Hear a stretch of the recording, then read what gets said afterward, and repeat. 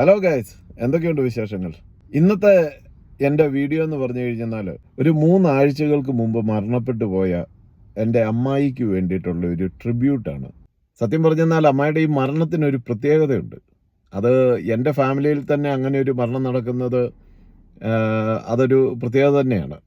എനിക്ക് വളരെയധികം മാതൃകയാക്കാൻ പറ്റുന്ന ഒരു ഒരു മരണാനന്തര ചടങ്ങൊക്കെയാണ് നടന്നത്.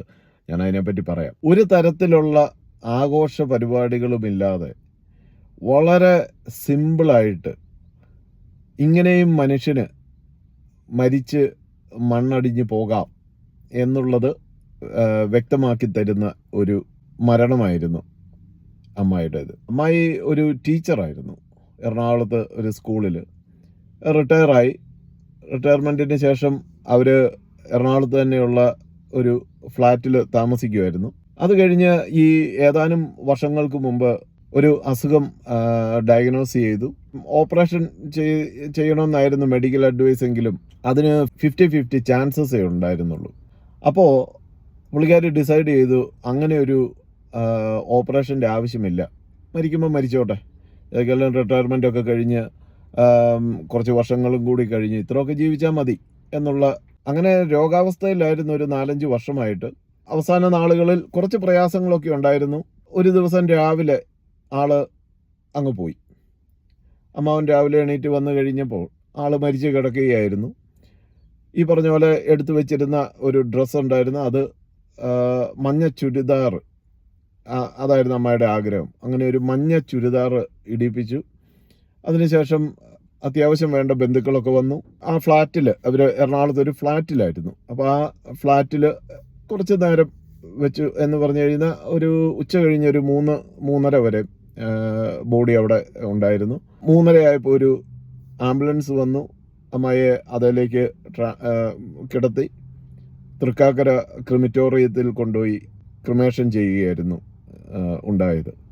സത്യത്തിൽ ജീവിതത്തിൻ്റെ ഒരു അർത്ഥം എന്ന് പറഞ്ഞു കഴിഞ്ഞാൽ തന്നെ ജീവിച്ച് തീർക്കുക എന്നുള്ളതേ ഉള്ളൂ. അപ്പം ആ ഒരു കൺസെപ്റ്റിൽ ജീവിതം ജീവിച്ച് തീർത്ത ഒരാളാണ് അമ്മായി.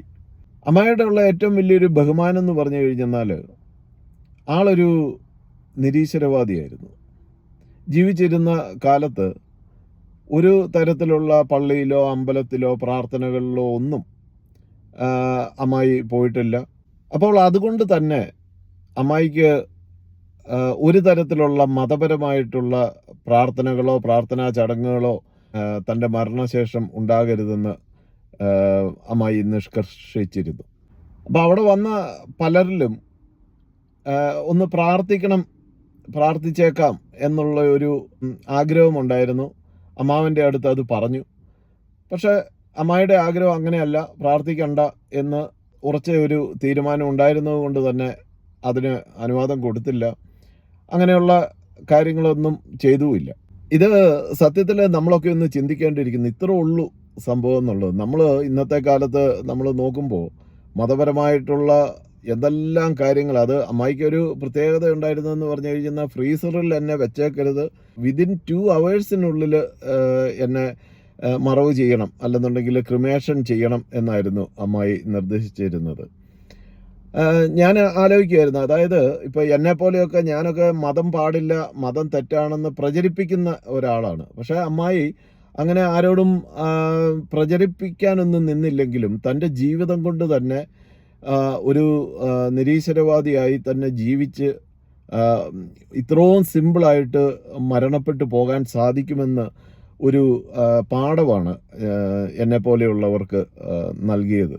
സത്യത്തിൽ വളരെ ബഹുമാനം തോന്നുന്നു അമ്മായിയോട്. ജീവിച്ചിരുന്നപ്പോഴും വളരെ നല്ലൊരു മാതൃകയായിരുന്നു പുള്ളിക്കാരി.